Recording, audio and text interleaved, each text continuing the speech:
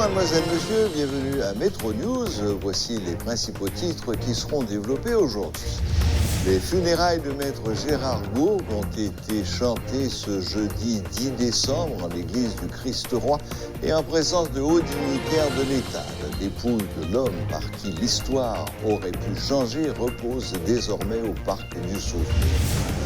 Plusieurs milliers de personnes ont marché ce jeudi dans la capitale haïtienne à l'appel d'organismes de défense des droits humains et de la société civile pour dénoncer les actes de kidnapping et le climat d'insécurité globale qui règne dans le pays. L'économiste William Savary appelle Moïse Jean-Charles à se ressaisir après ses déclarations sur l'origine de la dépréciation de la gourde. Selon lui, la dépréciation récente de la gourde est due à un phénomène de thésaurisation du dollar sur le marché. Les funérailles de maître Gérard Gourgue ont été chantées ce jeudi 10 décembre en l'église du Christ-Roi en présence de hauts dignitaires de l'État. Considéré comme le pionnier de la lutte pour le respect des droits de la personne humaine en Haïti, maître Gourgue a reçu des hommages à l'occasion de la Journée mondiale des droits de l'homme. La dépouille de l'homme par qui l'histoire aurait pu changer repose désormais au parc du Souvenir. L'avocat compétent, le professeur polyvalent, le citoyen intègre et intégral, le patriote convaincu et incorruptible, le doctrinaire éclairé, le défenseur solide et persévérant des droits humains, le captivant orateur au langage précis, servi par un verbe fluide. Voilà un portrait succinct et partiel de l'homme. On pouvait ne pas l'aimer ou admirer unanimement parce que, comme tout humain, il avait aussi des faiblesses et des limites. Il était cependant difficile de ne pas lui accorder du respect. Se sachant d'ailleurs imparfait, Maître Gourgue savait faire état de sa croyance en Dieu, qui pouvait par grâce l'aider toujours à s'améliorer dans l'accomplissement de ses devoirs et la fidélité à ses engagements. Je sais que ton plus gros désir, c'était de vivre à 100 ans. Mais fais-moi confiance, aux yeux de la famille, tu as vécu 190 ans. Tu peux aujourd'hui aller en paix. Merci pour un héritage d'intégrité, un héritage d'honneur et d'avoir vécu un homme respectable et respecté. C'est un honneur et une fierté pour chacun de nous, de membres de la famille. Et ça restera toujours un honneur pour moi de dire que je suis ton petit-fils.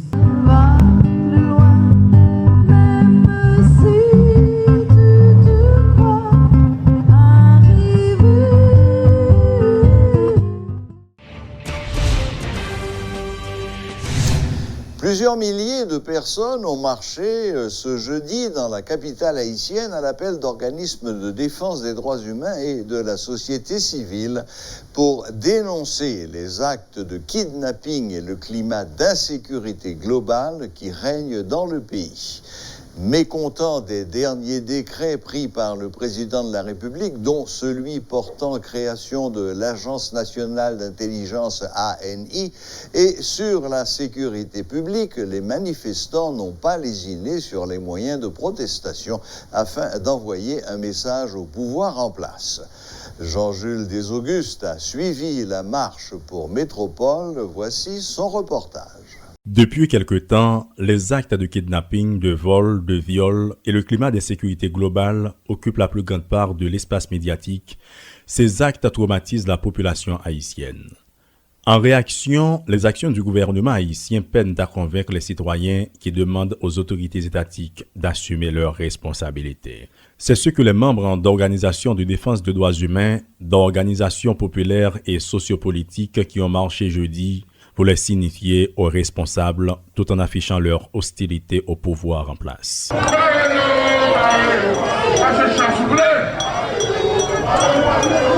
Deux couples rencontrés au cours de la marche n'ont pas caché leur douleur et leur peine de vivre comme des prisonniers dans leur pays. Ils sont avocats et médecins.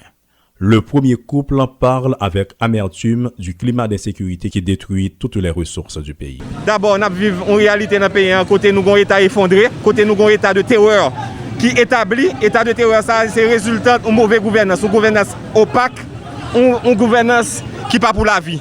Donc, dans condition ça, on grain de citoyen pas qu'à faire face à la réalité ça. C'est solidarité chaque grain de citoyen, c'est solidarité nous toutes qui nous permettent de nous faire face carré à la réalité ça n'a vivre là aujourd'hui. Je marche pour la vie, je marche à côté de mon époux, mais je marche moi-même tout en tant qu'avocate que a assassiné bâtonnier lâchement le 28 août 2020 et depuis nous avons réclamé justice et nous voyons que l'enquête là a piétiné et nous habitués à fait que et dans le pays nous depuis qu'il y a ce genre de procès emblématique ça yo et mais yo pas jamais abouti.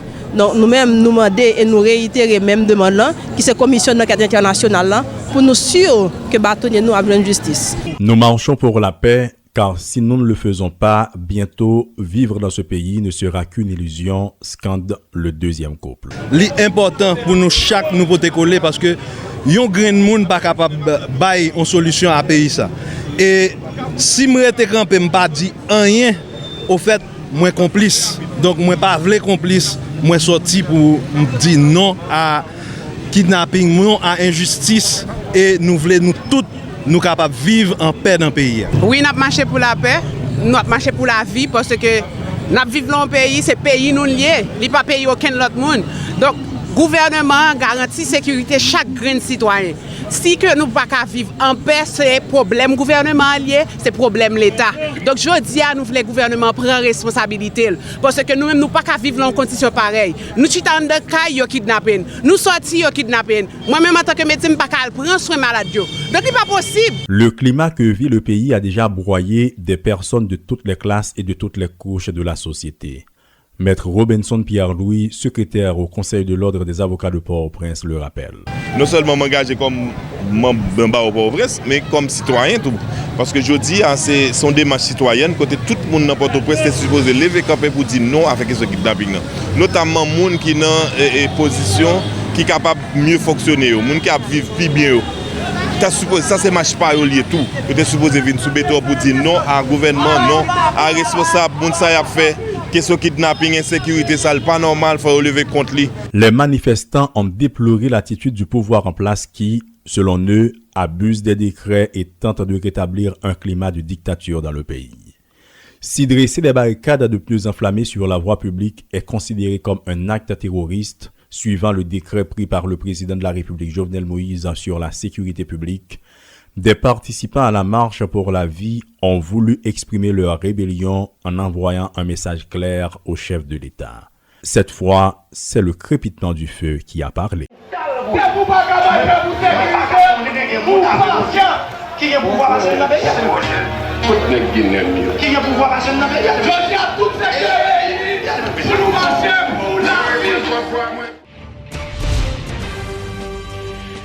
Des écoliers, des petits commerçants, des entreprises, entre autres, n'ont pas été à l'abri du comportement violent des militants lors de la marche contre l'insécurité jeudi, créant ainsi un vent de panique dans plusieurs zones de la capitale. Des observateurs déplorent la méthode utilisée par les protestataires, bien qu'ils reconnaissent la justesse de leurs revendications. Entre la pratique des droits humains en Haïti et la réalité constitutionnelle actuelle, c'est sous ce thème que la plateforme Corps et la vie a célébré ce jeudi 10 décembre la Journée internationale des droits humains. Les responsables de l'organisation ont voulu attirer l'attention des autorités sur le rapport permanent qui existe entre droits humains et respect des lois. Les explications du docteur Harrison Ernest sont à suivre. Nous avons essayé de faire attirer l'attention sur les droits humains. Il y a pas de droits humains, droits humains va sauter dans le ciel et tomber à terre. Des petits droits humains, ouais, droit, on a la loi. Qui dit la loi? On parle de maman loi, c'est la constitution. Regardez dans qui sa constitution est tombée là. Le président voulait changer. Il décide de changer, ok, mais c'est une bonne initiative, oui. s'il y a un problème là-dedans. Mais qu'on y a une mauvaise initiative pour l'autre monde qui pas quoi dans lui, pas faire confiance. Donc maintenant, livre l'échanger. Après, il vient rendre compte, il faut gagner idée tout le monde. Bon, jusqu'où il y a chercher idée tout le monde. Maintenant, il y a un comité constitutionnel, un comité consultatif qui est formé, qui travaille, mais toujours est-il un flou dans la population.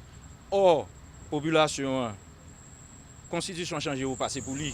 Et la constitution, l'État supposé là pour faire qui ça?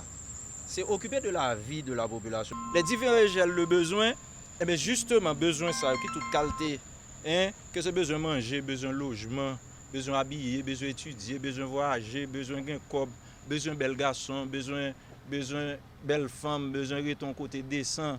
Eh bien, les stricts minimums qu'il y a aux conditions matérielles d'existence mondiale. Donc justement, c'est comme si nous avons dit la constitution au pays, il a réellement sous nécessité mondiale, qui c'est population, et tout grand théoricien, tout gros philosophe, il dit toute bagaille déjà. Donc ça veut dire que est-ce que ça n'est pas dans la constitution, hein? Ou bien est-ce que la constitution gagne, nous chefs nous choisissons pas appliquer, mais en fait pas nous régler. Maintenant qu'on y a dans cette crise, moi ouais équipe qui sous pouvoir penser c'est constitution pas bon. Même si on pas dit est-ce que tu appliqué, à quel pourcentage, etc.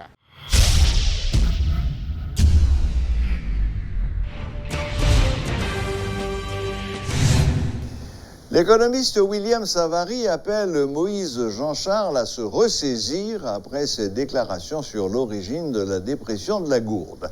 Selon le responsable de Haiti Stock Exchange, il faut analyser la situation froidement et ne pas utiliser les faits pour inciter à la violence contre l'élite économique du pays. William Savary attribue la dépréciation récente de la gourde à un phénomène de thésaurisation du dollar sur le marché. Le mauvais usage des bons BRH et la chute du tarif des produits exportés par Haïti sur le marché mondial sont également à l'origine de cet état de fait, estime-t-il. Il faut comprendre que le marché de change en Haïti, il y a divers acteurs. D'abord, il y a les spéculateurs qui jouent un rôle de soupape dans le marché d'échange. Nous avons les banques, les maisons de transfert, nous avons les bénéficiaires, mais il y a aussi les gens qui ont besoin de ce qu'on appelle la thésaurisation. Maintenant, lorsqu'on rentre dans des besoins de la thésaurisation, nous sommes tous dedans. Parce que tout un chacun de nous qui a un épargne en Haïti voudrait bien que son épargne préserve sa valeur. Et si monsieur papa qui était épargné en monnaie qui a évalué, il y a toute une tendance pour acheter dollars pour préserver l'épargne. Tout le changement vraiment grand pile qui est influentiel. Mais fondamentalement en Haïti, ça d'après ça qu'on peut observer, ou bien ça qui est le salaire réel. C'est le salaire qui est ajusté pour le taux de l'inflation en Haïti. Depuis 40 ans, au grand taux d'inflation en Haïti qui avoisine entre 16 et 25% annuel. Depuis 40 ans, le salaire réel en Haïti n'a pas augmenté. Pour se comparer salaire minimum Haïti aujourd'hui et salaire minimum en Haïti sous Jean-Claude Duvalier, il y a peut-être une appréciation de 1,5 à 3,5%, alors que le taux d'inflation dans le pays avoisine les taux de 17 à 24-25% l'année. Ensuite, vous avez le taux de croissance du produit intérieur brut qui est inférieur au taux de croissance démographique dans le pays. Où l'économie a grandi à peut-être 1,5%, alors que le taux de croissance démographique dépasse 2-3 quarts et approche 3%. Vous avez maintenant le taux de la productivité. Le taux de la productivité est très anémique en Haïti parce que, en vertu de la chute de la monnaie, vous n'êtes pas en mesure d'acheter les équipements nécessaires pour que la productivité puisse connaître une augmentation et élargir la quantité de produits qui sont vendus sur le marché international ou national. Vous avez les bons BRH qui sont un problème selon moi parce que je pense que les bons BRH, c'est une façon de payer des intérêts sur des obligations et sur des bons, ce qui augmente la masse monétaire sans une augmentation correspondante de la production. Vous avez la confiance dans la monnaie et ceci est très fort parce que les gens qui n'ont pas confiance dans la monnaie ne vont pas vouloir détenir cette monnaie. Et en général, lorsqu'une banque, et ceci au niveau international, lorsque les banques sont impliquées dans les litiges où leurs actifs sont bloqués au niveau international, ça tue la confiance dans la monnaie. Vous avez une chute des produits à l'exportation sur le marché mondial. Par exemple, vous gagnez toute bagaille qui a été exportée. Si on chute de ces prix-là sur le marché international, ça va causer une décroissance des revenus à l'exportation, ça va se refléter directement dans le taux de change du pays. Donc, il y a tout un éventail de raisons pour lesquelles la valeur d'une monnaie chute par rapport à une autre monnaie, c'est toujours par rapport à une autre monnaie. Et c'est pour cela qu'il faut des réflexions sereines. Il faut vraiment ne pas s'impliquer et mélanger les choses techniques et les choses politiques, quoique parfois il y a des décisions politiques qui peuvent affecter le taux de change sur le marché. Le secteur de la pêche fait face à de nombreuses difficultés, c'est ce que déplore l'Association nationale des pêcheurs haïtiens, ANPH. En conférence de presse ce jeudi, les membres de cette structure ont mis l'accent sur la nécessité de doter ce secteur d'une politique publique.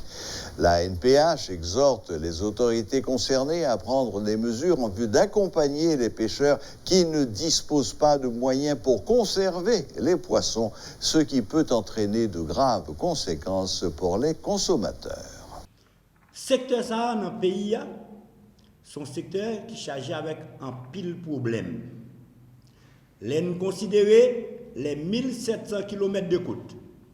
Côté il y a plus que 52 000 familles qui a porté dans l'économie nationale là 2%, 19 millions de dollars dans l'année pour permettre que l'économie avance. Eh bien, je dis, il y a une bagaille qui a problème dans la filière là, c'est question pas de politique publique. L'État même néglige ce secteur. Et l'État néglige un secteur qui sont secteurs porteurs dans tout l'autre pays. Ils ont même créé ça que le ministère de la pêche dans l'autre pays. Le pays, c'est la pêche qui aide l'éducation. C'est lui qui aide la santé. Et puis nous-mêmes, dans le pays, ça, pas de politique publique. C'est dans ce sens ça que nous-mêmes nous venons. Pour nous continuer pour plaidoyer pour capable bien une politique publique. Politique publique qui a besoin, il capable permettre de remettre en question matérielle de pêche que nous-mêmes n'a pêché. Il capable de remettre en question éducation, monde qui bol en mer sur question de développement communauté côtière. Il capable de remettre en question de l'environnement côtier et marin, côté écosystème marin lui-même l'a détruit. Côté tout le monde prend bol en mer, il a rempli l'île et puis espèces même a perdu son habitat. Il y a une politique publique. Côté l'huile qui a vidé dans la mer et puis l'huile ça c'est pour détruire les crustacés. Aujourd'hui à son monde a cherché espèces ça on voit des disparitions et même gain là-dedans qui disparaît. Secteur a chargé problème. Et mais si problème ça yo capable là et mais nous-mêmes nous demander pour une politique publique. Voilà, la boucle est bouclée. Merci de nous rester fidèles. N'oubliez pas que vous pouvez suivre Métro News en différé sur YouTube à l'adresse Métropole Télé. Et voilà, à la prochaine, même heure, même chaîne.